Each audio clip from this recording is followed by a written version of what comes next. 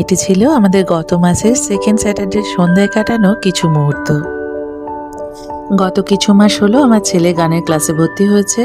Ma'am বাড়িতেই আসেন শেখাতে।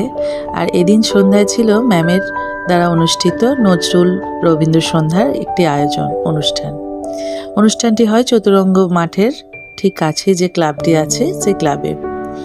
আমাদের বিকালে 4:30টার সময় বাড়ি থেকে বেরোনোর কথা ছিল, কিন্তু সেদিন দুর্গাপুরে এত মুষলধারে বৃষ্টি হয় যে আমরা 4:45 নাগাদ একটা টোটো রিজার্ভ করে সেখানে পৌঁছাই। পৌঁছানোর কিছুক্ষণের মধ্যে অনুষ্ঠান শুরু হয় 5টা থেকে 5:30 নাগাদ। তারপর একে একে প্রোগ্রাম চলতেই থাকে, আমরা অনুষ্ঠান এনজয় করতে থাকি। আর এই প্রোগ্রামে বাচ্চার মায়েদেরকেও ইনভলভ করা হয়েছিল, আমিও পার্টিসিপেট করেছিলাম। তো প্রোগ্রামের শুরুর দিকেই বাচ্চাদের সমস্ত প্রোগ্রাম হয়ে যাওয়ার পর মায়েরাও অনুষ্ঠান করে। প্রোগ্রামটা যদিও রাত্রি 10টা অবধি হয়েছিল, তবে আমরা ওই 7:30 নাগাদ ওখান থেকে বেরিয়ে আসি। কারণ ছেলে তখন আর মন মানতে চায় না, যেহেতু তার গানের পড়া শেষ, প্রোগ্রাম শেষ, তাই তার মন তখন বাইরে ঘোরার জন্য ব্যাকুল। তাই সে বলে, ওখানে জানায়, মা আমার শরীরটা ভালো লাগছে না, একটু বাইরে চলো প্লিজ। যদিও তার একটু ঠান্ডা লেগেছিল, তাই আমরাও সেই কথা ভেবে ম্যামকে জানিয়ে সেখান থেকে বেরিয়ে আসি। রাস্তায় আস্তে আস্তে জানতে পারি তার শরীর নাকি ঠিক হয়ে গেছে। তাই তখন তার বাবা আর আমি মিলে সিদ্ধান্ত নিই সামনের যে ক্যাফেটি আছে সেখানে বসে একটু চা খাওয়ার। তাই যেমন কথা তেমন কাজ অনুযায়ী আমরা সেখানে বসে একটু আমাদের জন্য কফি অর্ডার করি আর ওর জন্য পিৎজা। ও যেহেতু পিৎজা খেতে ভীষণ ভালোবাসে, তাই ওর জন্য একটা চিজ পিৎজা অর্ডার করা হয়। সেখান থেকে যদিও আমাদেরকেও একটু টুকরো করে ভাগ বসাতে দেয়, তবে পিৎজার টেস্টটা কিন্তু বেশ অসাধারণ ছিল। তো খাওয়া দাওয়া শেষে আমরা এখান থেকে রওনা দিই স্মার্ট বাজারের উদ্দেশ্যে।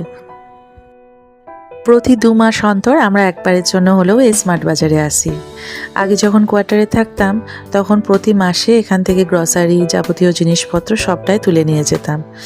আর আমার ছেলের এবং হাজব্যান্ডের তো ভীষণ পছন্দের জায়গাটি, কারণ এখানে ভ্যারাইটি টাইপের বিস্কিট পাওয়া যায়। বলা যেতে পারে আমি প্রতি 2 মাসের বিস্কিট একবারেই এখান থেকে তুলে নিয়ে যাই। আর এখন তো আমি যখন থেকে ফ্ল্যাটে শিফট হয়েছি, এখানে ভ্যারাইটি বাসনপত্রের বিভিন্ন ধরনের কালেকশন থাকে। আমি একটা করে প্রতিবার কিছু না কিছু নিয়ে যাই। এইবার যেমন এখানে দই রাখার জন্য এই কাঁচের বক্সগুলি আমি নিয়ে যাই, বেশ ভালো লাগে জানেন। আর এখানে সব জিনিসের যে দাম বেশি এমনটাও নয়, কিছু কিছু জিনিস অফারেও থাকে। বিশেষ করে যারা নতুন সংসার পেতেছে তাদের জন্য কিন্তু এই জায়গাটি বেশ ভালো। এছাড়াও যাবতীয় যারা গ্রসারি নিয়েছে তাদের জন্যও ভালো।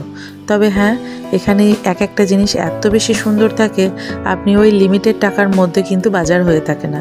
যেমন ধরুন, আপনি যদি মনে করেন আমি একটা কি দুটো জিনিস নিয়ে চলে আসবো, আপনার মন কিছুতেই মানতে চাইবে না। ঠিক আপনি সেখানে 3 থেকে 4খানা জিনিস অথবা 5-10খানা জিনিস তুলে বসে থাকবেন। তো এমনটা যে শুধু আমার এবং আমার হাজব্যান্ডের সঙ্গে হয় তা কিন্তু নয়। আমি এখানকার আমার প্রতিবেশীদের সঙ্গে এবং বন্ধুবান্ধবের সঙ্গে আলোচনা করেছি, তারাও সকলে কম বেশি এখানে যেয়েই থাকে, হয়তো মাসে বা 1-1.5 মাস অন্তর যেয়েই থাকে। তো তাদের প্রত্যেকের সঙ্গেই কিন্তু এই একই ঘটনা ঘটে। সব সময় যে এখানে জিনিসপত্রের দাম বেশি এমনটা কিন্তু নয়।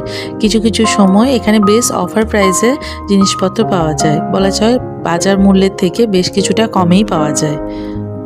বেসিক্যালি আমরা এখানে আসি ভ্যারাইটি বিস্কিট, কিছু স্ন্যাক্স এই সকলের উদ্দেশ্যে। আর এছাড়াও যখনই আসি প্রতিবার একটা টফির প্যাকেট তুলতেই থাকি, কারণ আমার বাড়িতে যেহেতু বাচ্চাদের আনাগোনা আছে, মাঝে মধ্যেই তাদেরকে টফি দিতে শান্ত করতে হয়। আর প্রতিবারের মতো ছেলেও এখানে এসে প্রথমেই ছোটে খেলনা জায়গাটিতে, যদিও সে ছোট বড় বোঝে না, একখানা পেলেই শান্ত। তো এবারেও তার পছন্দ অনুযায়ী একখানা খেলনা তাকে কিনে দেওয়া হয়। আর আমিও আমার পছন্দের এই গ্লাসের বক্সটি নিয়ে নিই। প্রতিবারের মতো 3 জনের পছন্দের জিনিস পাওয়া হয়ে গেছে। এরপর আর কি, ট্রলিও আমাদের অলমোস্ট প্রায় ভর্তি, তাই বিলিং করিয়ে বাড়ি ফেরার উদ্দেশ্যে রওনা দিলাম।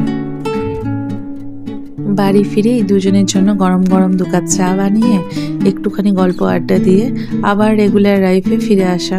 এদিন আর ছেলেকে পড়তে টড়তে বসায়নি, এদিনও ছুটি, সপ্তাহে একটা দিন আমি ওকে ছাড় দিই। যাই হোক, সকলে ভালো থাকবেন, সুস্থ থাকবেন, আপনার পার্শ্ববর্তী সকলকে ভালো লাগবেন। আর ভিডিওটি কেমন লাগলো অবশ্যই কমেন্ট করে লিখে জানাবেন, আর লাইক করে পাশে থাকবেন। আজকে তাহলে আসি, টাটা।